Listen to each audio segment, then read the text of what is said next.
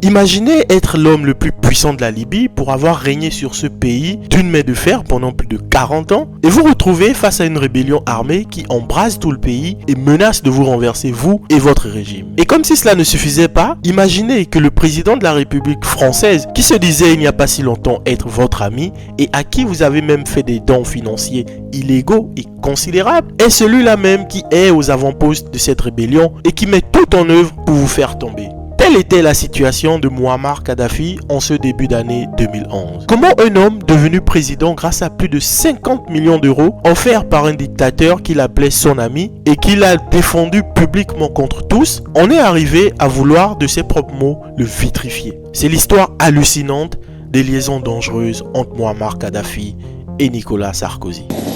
Monsieur Kadhafi, je suis enchanté de vous parler. Je n'ai pas oublié notre rencontre. Je garde un excellent souvenir de la qualité de vos analyses. Vous méritez amplement votre titre de guide. Permettez-moi de dire qu'il y a moins de problèmes à recevoir le président Kadhafi, dont les services collaborent avec les services occidentaux dans la lutte contre le terrorisme. Pour le reste, il a sa personnalité, son tempérament. C'est pas moi qui vais les juger. C'est bien beau les leçons de droits de l'homme et les postures entre le Café Flore et le Zénith. J'ai dit au président Kadhafi combien il fallait continuer à progresser sur le chemin des droits de l'homme. Dans tous ces aspects, tout ce qu'il restait à faire. C'est pourquoi, en accord avec nos partenaires, nos forces aériennes s'opposeront à toute agression des avions du colonel Kadhafi contre la population de Benghazi. D'ores et déjà, nos avions empêchent les attaques aériennes sur la ville. Notre détermination est totale. La France est décidée à assumer son rôle devant l'histoire. Avant de plonger dans le vif du sujet, j'aimerais prendre quelques petites secondes pour vous demander de liker la vidéo, vous abonner à la chaîne, activer la cloche de notification. Ce sont des petits gestes simples pour vous, mais qui représentent énormément pour la chaîne et qui lui permettent de grandir. Merci beaucoup. Pour vous permettre de bien comprendre cette histoire, je vais commencer par le commencement. Comment Sarkozy et Kadhafi se sont-ils rencontrés?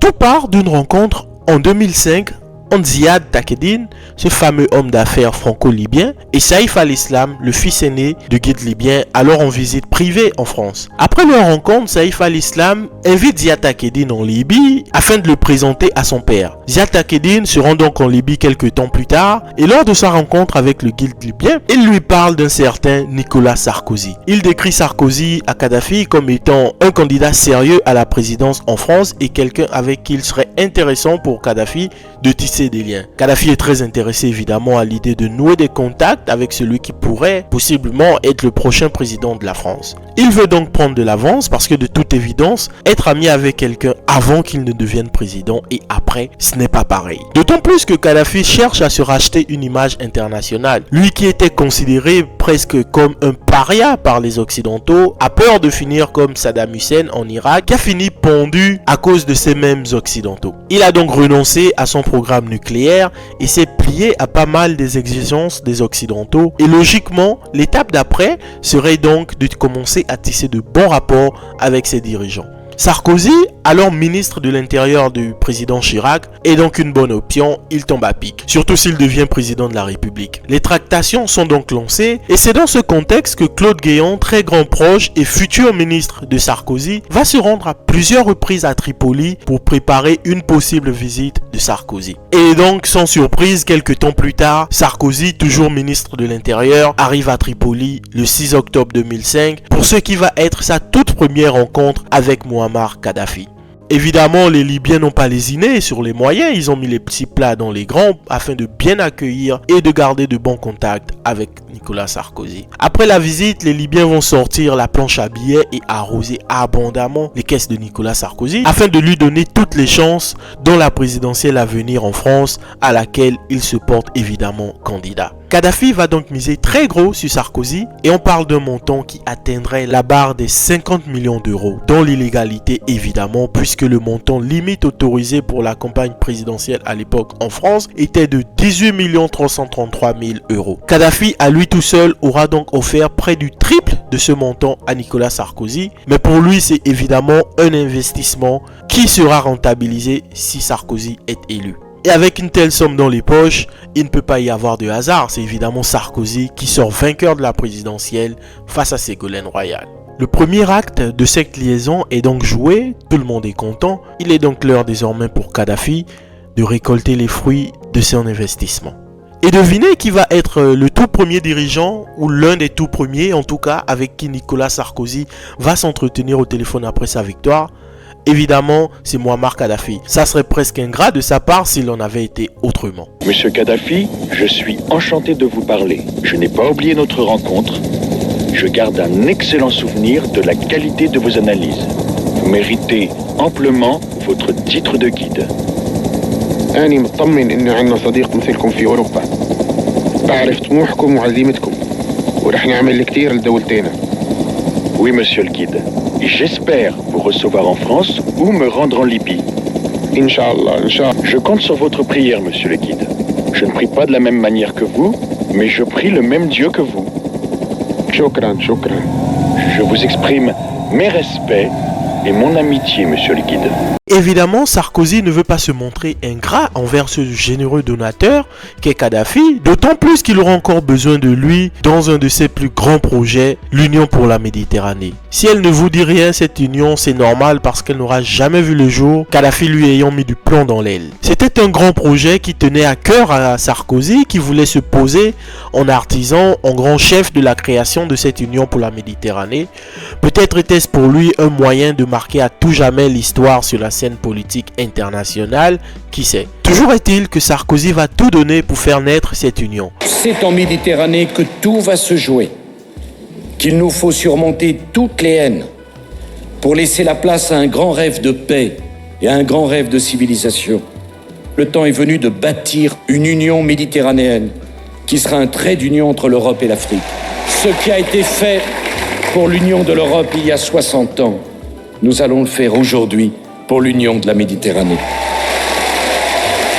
Il va en parler à Mouammar Kadhafi lors d'une visite officielle, cette fois-ci en tant que président de la République à Tripoli. Sauf que pour Mouammar Kadhafi, ce projet est un peu comme un projet concurrent au sien, car lui aussi a en tête de créer les États-Unis d'Afrique, un projet qui lui tient également à cœur. Je pense que tout le monde ou beaucoup en Afrique le savent, Kadhafi avait toujours rêvé de créer des États-Unis d'Afrique et d'en être bien évidemment le dirigeant. Kadhafi avait besoin de Sarkozy dans le sens où il voulait que la France réduise son influence sur les pays africains francophones, car pour réaliser un tel projet, il faut que les États francophones se départissent un peu plus de l'influence contraignante de la France. Kadhafi commence donc à comprendre que les deux projets sont concurrents et que Sarkozy veut se tailler une place dans l'histoire sur la scène internationale en se posant comme le fondateur presque de l'Union pour la Méditerranée, alors que lui, il veut devenir président des États-Unis d'Afrique. Un projet évidemment que la France ne peut pas soutenir quand on connaît l'immensité de ses intérêts en Afrique francophone. Il pourrait donc y avoir déjà de l'eau dans le gaz entre ces deux dirigeants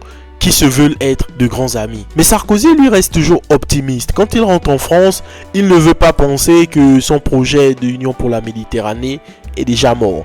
Il fera tout pour le maintenir en vie et pour lui faire voir le jour. On peut donc le dire, Sarkozy est même très optimiste. On dirait bien qu'il n'a pas cerné l'étendue ou le degré de motivation et de sérieux que Kadhafi met dans son projet pour les États-Unis d'Afrique. De retour en France, Sarkozy se prépare à honorer une des promesses qu'il avait faites à Kadhafi, celle de l'accueillir en France en visite officielle.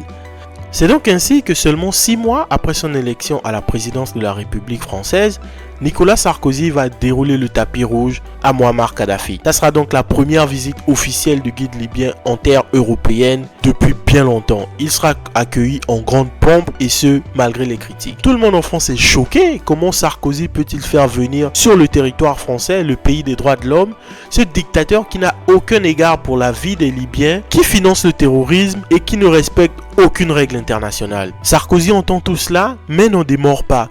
Il se justifie en disant que la visite du guide libyen va permettre à la France d'obtenir d'énormes contrats en Libye. On parle de contrats d'armement, de contrats d'exploitation d'une partie des énormes gisements pétroliers dont dispose la Libye. Bref, Sarkozy argue que s'il ne signe pas ces contrats pour la France, d'autres pays occidentaux le feront et avec plaisir. Donc en résumé, les droits de l'homme et la morale c'est bien, mais le business c'est plus important. Maintenant que ça c'est dit, il faut passer à la visite de Kadhafi et lui faire tous les honneurs qu'il mériterait. On lui fait même installer à sa demande une tente bédouine dans le jardin de l'hôtel Marigny qui est la résidence officielle des présidents en visite en France. Et ça c'est une première dans l'histoire. Tout va être fait pour caresser Kadhafi dans le sens du poil. Dîner d'État, conférences de presse et autres. Et même quand il demande à rallonger sa visite, qui normalement pour une visite officielle est de 3 jours, Sarkozy le lui accorde sans problème. Kadhafi va donc rester 2 jours de plus, le temps de visiter le château de Versailles, se balader en bateau sur la Seine, aller à la chasse. En gros, il prend ces 2 jours pour jouer les touristes dans Paris. Mais il ne s'agit évidemment pas de n'importe quel touriste puisqu'à chacun de ses déplacements dans la ville, les rues sont bloquées pour les Parisiens, ce qui va encore plus choquer l'opinion publique en France. Comment ce dictateur assassin financier du terroriste peut-il se balader dans les rues de Paris de la sorte comme si de rien n'était, alors même que les victimes de l'avion qu'il avait contribué à faire exploser réclament son départ et réclament des comptes au président Sarkozy. Cela ressemble à tout sauf au respect des droits de l'homme. Et quand Kadhafi entend toutes ces critiques, il en a marre, il veut se faire entendre. Il organise donc son propre meeting dans la salle de l'UNESCO sans prévenir les autorités françaises qui l'hébergent dans le pays. Et dans ce meeting, avec sa verve qu'on lui connaît, il dit en gros que les Français ne devraient pas parler de droits de l'homme alors que les immigrés dans leur pays sont maltraités. Il n'a peut-être pas tort. Et ça, évidemment, ça va vexer son hôte Sarkozy qui va pourtant garder son calme et tout faire pour que la visite de Kadhafi se déroule sans incident majeur pour le bien de tous. Il n'avait sûrement pas prévu que l'un de ses ministres, Bernard Kouchner, allait tirer sur Kadhafi lors d'une séance à l'Assemblée nationale. Évidemment, le guide libyen entend ces critiques et il est persuadé que ce ministre ne peut pas dire de telles choses sans le soutien de son chef Sarkozy. Évidemment, en Libye, aucun ministre n'oserait s'exprimer de la sorte sans avoir l'accord au préalable de Kadhafi. Il pensait sûrement que c'était la même chose en France. Dans les faits, cette déclaration du ministre Bernard Kouchner a surtout agacé Sarkozy qui évidemment n'aurait jamais laissé son ministre dire ça s'il avait été prévenu. Parce qu'à partir de cet instant, Kadhafi, il en a gros sur la patate, il s'énerve encore plus et va vouloir se venger sur le coup. Il estime que Sarkozy n'a pas été honnête avec lui en envoyant ministres et journalistes tirer à boulet rouge sur lui. Le pauvre Sarkozy va essayer de sauver les meubles comme il peut. Bien beau les notions de droits de l'homme et les postures entre le Café Flore et le Zénith. J'ai dit au président Kadhafi combien il fallait continuer à progresser sur le chemin des droits de l'homme. Dans tous ces aspects, tout ce qu'il restait à faire.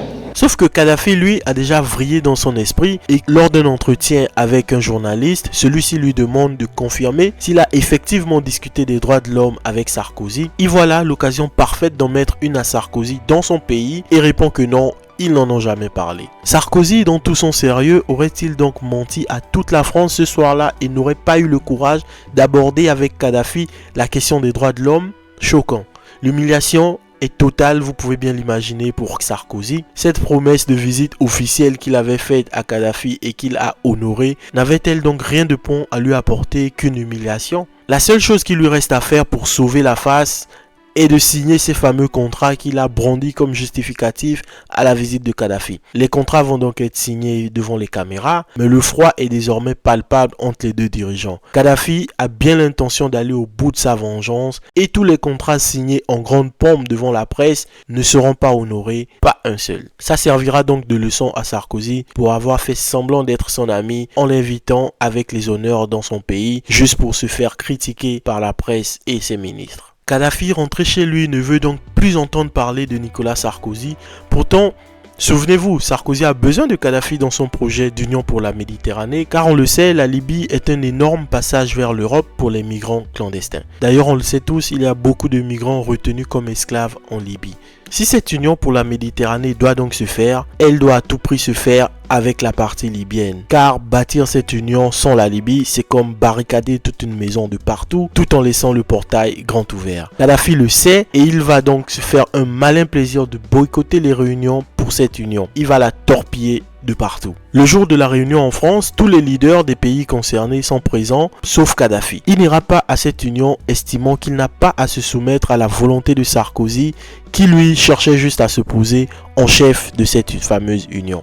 Il faut aussi dire qu'une autre raison pour laquelle Kadhafi boycotte cette union pour la Méditerranée est le fait qu'elle se soit élargie bien plus que prévu au départ. En effet, Angela Merkel, informée du projet, est mécontente, voire même très remontée contre Sarkozy du fait qu'il veuille tirer la couverture pour lui tout seul. Effectivement, Angela Merkel préférerait que cette union de la Méditerranée englobe tous les pays européens plutôt que juste les pays qui bordent cet océan. Elle va donc mettre la pression à Sarkozy qui finira par céder et acceptera d'inclure tous les pays européens ou plutôt tous les pays de l'Union européenne à ce projet. Ce qui était donc au départ supposé s'appeler l'Union de la Méditerranée est rebaptisé l'Union pour la Méditerranée. Évidemment, Kadhafi est furieux, il ne veut pas aller dans cette union en se retrouvant en infériorité. Effectivement, les pays africains qui prendront part à cette union ne sont que 5 ou 6, comparé à l'Europe qui vient dans sa totalité ou presque. Kadhafi estime qu'il n'a pas à aller jouer les larbins des Européens. L'Union pour la Méditerranée est un affront fait aux pays de la rive sud. Nous ne sommes ni des affamés ni des chiens pour qu'ils nous jettent des eaux. Et si le projet, qui devait au départ inclure à peine 5 ou 6 pays européens, se transforme en un projet avec toute l'Europe, pourquoi ne pas donc inclure toute l'Afrique? L'Union pour la Méditerranée, vous l'aurez donc compris, a pris du plomb dans l'aile. Je ne me suis jamais enthousiasmé pour l'Union pour la Méditerranée. Je me suis enthousiasmé pour l'Union méditerranéenne. Une union pour les pays riverains de la Méditerranée et plus spécifiquement les pays africains et les pays européens dans cette situation.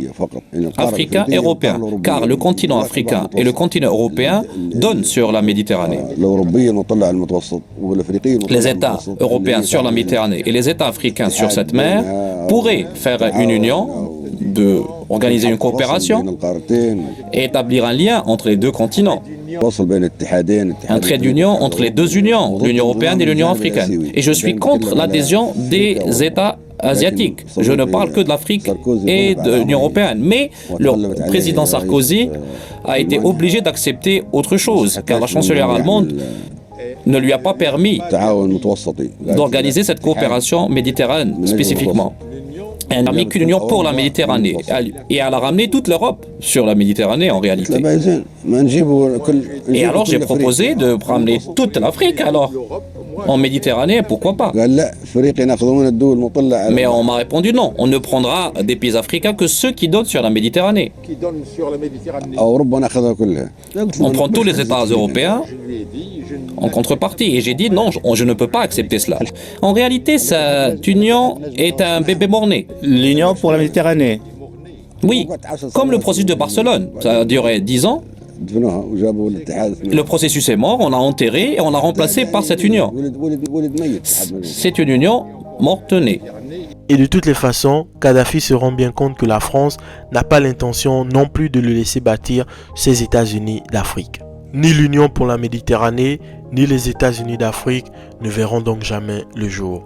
Le grand projet de Sarkozy, qui était destiné à faire de lui l'un des grands bâtisseurs de ce monde, ne se fera donc jamais, court-circuité par son ancien grand ami devenu désormais de toute évidence ennemi. Sarkozy est fou de rage, mais il le sait bien, il ne pourra rien faire pour amener Kadhafi à la raison. Il est contraint d'abandonner. Il en a marre et lui aussi ne veut plus rien entendre de ce dirigeant imprévisible et épuisant qui n'a de cesse de l'humilier devant le monde entier et qui a même contribué à faire baisser sa cote de popularité dans les sondages en France. C'est terminé, que Kadhafi fasse sa vie de son côté et lui aussi fera la sienne. Mais ça, c'était sans compter sur l'arrivée du printemps arabe. Ce vent de révolution qui a soufflé sur une bonne partie du monde arabe, qui a déboulonné les présidents de la Tunisie et de l'Égypte et qui menace désormais de faire tomber Muammar Kadhafi. Et ça apparaît pour Sarkozy comme l'occasion parfaite pour lui de se venger. Finalement, il est prêt à entendre encore parler de Kadhafi, mais cette fois-ci, ça sera pour le faire tomber. Lui qui avait soutenu jusqu'au bout le président tunisien Ben Ali face à la révolution, va cette fois-ci soutenir la rébellion et prendre les devants de la scène lorsqu'il s'agit de la Libye et de Muammar Kadhafi. Il faut dire que Kadhafi lui a aussi rendu la tâche bien facile en tirant sur les contestataires à Benghazi et en menaçant d'aller les chercher comme les rats qu'ils sont, maison par maison, et de tous les tuer les uns après les autres. أنا سنوجه نداء للملايين من الصحراء إلى الصحراء وسنزحف أنا والملايين لتطهير ليبيا شبر شبر بيت بيت دار دار زنقة زنقة فرد فرد حتى تطهر البلد من الدنس والإرجاس. Kadhafi donne donc le bâton en quelque sorte pour se faire taper et c'est pas Sarkozy qui va refuser cette opportunité. Il se place donc en chef de file du monde occidental qui veut défendre les populations libyennes. Sarkozy va lancer des demandes de réunion urgentes au Conseil de sécurité des Nations Unies afin de préparer une intervention militaire en Libye. Les Occidentaux ne sont pas sûrs de vouloir passer à une offensive militaire en Libye, mais Sarkozy fait tout pour les convaincre de la nécessité de cette opération. Il argue que si rien n'est fait, la Libye pourrait s'embraser et si cela arrive, ça aurait des conséquences néfastes pour tout le monde. Sarkozy insiste, il faut agir. Il insiste tellement qu'au final, les Occidentaux, avec David Cameron, Premier ministre anglais de l'époque, et Barack Obama, président américain, vont décider d'envoyer des forces de l'OTAN en Libye pour défendre les citoyens et les protéger de l'armée de Muammar Kadhafi. C'est parfait pour Sarkozy qui va donc envoyer les avions de guerre français pour accompagner cette opération. Aujourd'hui, se sont réunis à Paris, sous la présidence conjointe de la France et du secrétaire général des Nations Unies, les dirigeants de la Ligue des États arabes et de l'Union européenne, ainsi que les représentants des États-Unis et du Canada. Ensemble, nous avons décidé d'assurer l'application de la résolution du Conseil de sécurité exigeant un cessez-le-feu immédiat et l'arrêt des violences contre les populations civiles en Libye. Les participants sont convenus de mettre en œuvre tous les moyens nécessaires, en particulier militaires, pour faire respecter les décisions du Conseil de sécurité des Nations Unies. C'est pourquoi, en accord avec nos partenaires, nos forces aériennes s'opposeront à toute agression des avions du colonel Kadhafi contre la population de Benghazi. D'ores et déjà, nos avions empêchent les attaques aériennes sur la ville.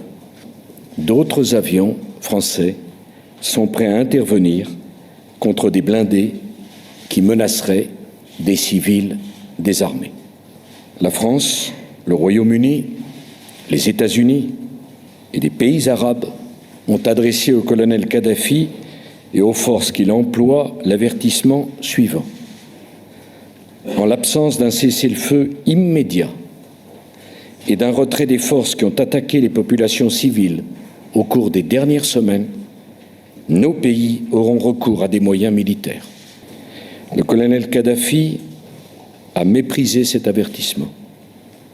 Au cours des dernières heures, ses forces ont intensifié leurs offensives hier. Une population civile pacifique qui ne réclame rien d'autre que le droit de choisir elle-même son destin, se trouve en danger de mort.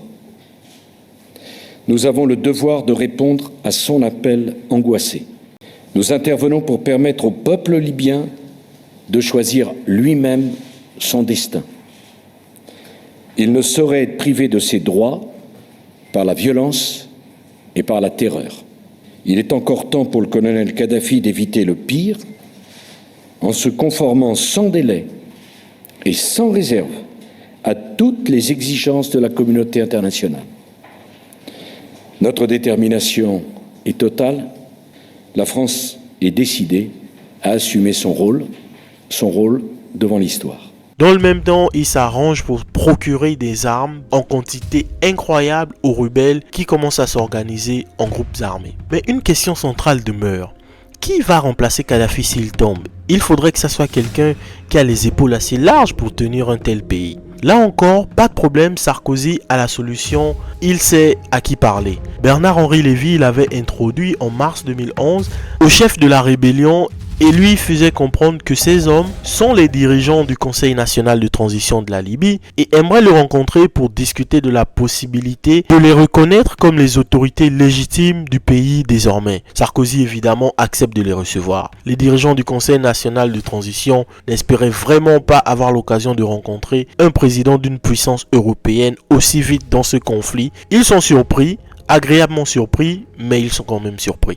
Les voilà qui débarquent à Paris donc pour rencontrer le président français qui leur a dit qu'il va les reconnaître officiellement comme les maîtres du pays. Là, quelqu'un qui ne connaîtrait pas l'histoire de « Je t'aime moi non plus » qui se joue entre Sarkozy et Muammar Kadhafi peut être surpris de la détermination dont Sarkozy fait preuve pour faire chuter le guide libyen. Il faut quand même se rendre compte que Sarkozy sera le tout premier dirigeant mondial à reconnaître le Conseil national de transition et ses dirigeants comme les nouvelles autorités du pays à la place de Muammar Kadhafi, alors que celui-ci est toujours en train de se battre pour maintenir son pouvoir. Sarkozy veut tout simplement couper l'herbe sous le pied à Kadhafi. Personne ne sait vraiment grand-chose sur les capacités de ce Conseil national de transition et de ses chefs à diriger la Libye, mais peu importe pour Sarkozy, il faut d'abord que Muammar Kadhafi disparaisse de l'équation et après on verra. Sarkozy met donc la France au premier plan. Il la met tellement en avant dans cette affaire qu'on croirait qu'il en a fait une affaire personnelle. Et c'était effectivement le cas. Hillary Clinton faisait même référence à cette guerre en Libye en l'appelant la guerre de Sarkozy.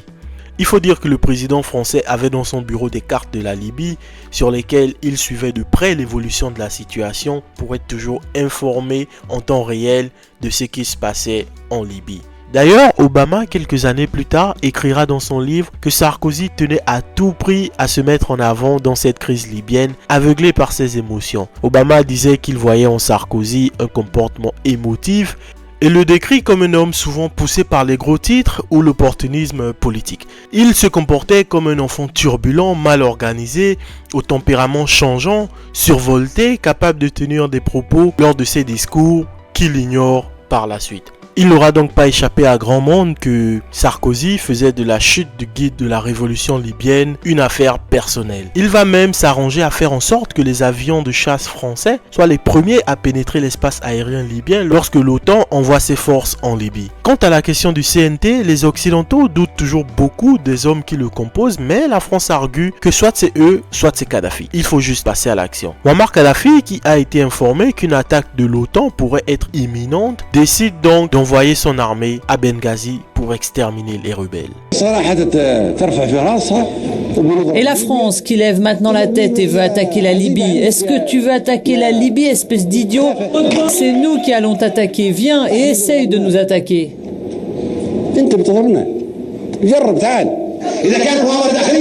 Si c'est une conspiration interne ou extérieure, nous allons l'éliminer. Si c'est une conspiration militaire, nous allons l'éliminer.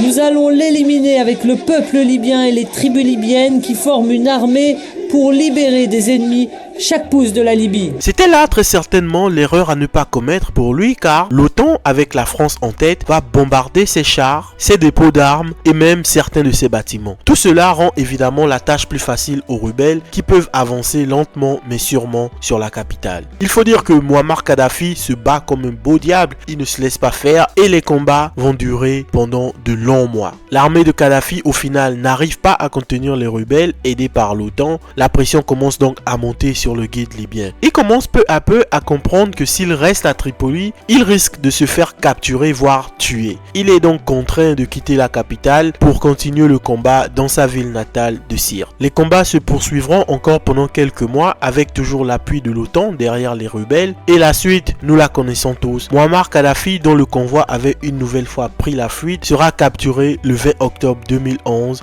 suite à des bombardements de drones américains et français et sera tué dans des circonstances troubles. Le guide libyen est donc tombé et peut-être même plus violemment que Sarkozy ne l'aurait imaginé. Mais peu importe, Nicolas Sarkozy a donc obtenu sa vengeance. Il pensait sûrement avoir eu le dernier mot dans ces liaisons tumultueuses qu'il a entretenues avec Kadhafi, mais ça, c'était mal connaître le guide libyen. Car oui, Kadhafi, avant de mourir, a bien pris le soin de dévoiler les nombreux dons d'argent qu'il a fait à Sarkozy pendant sa campagne et qui très clairement avait aidé à le faire élire. Il l'a dit haut et fort devant la télé, Sarkozy a bénéficié des financements libyens lors de sa campagne et doit rendre l'argent.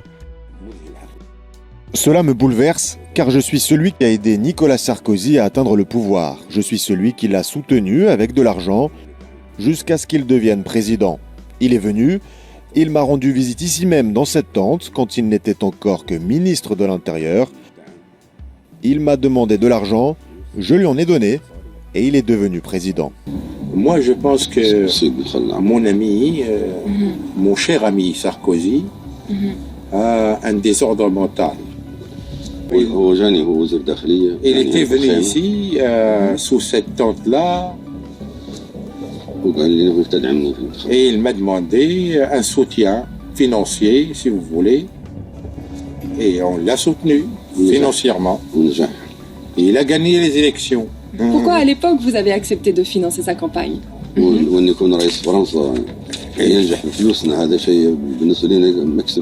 Pour nous, en tant que Libyens, si le président de la République française gagne les élections grâce à nos fonds, c'est vraiment un gain pour nous. Vous avez financé l'essentiel de la campagne ou c'était juste une partie de la campagne électorale? Je ne sais pas. Il nous a demandé un montant, on lui a donné le montant. D'accord.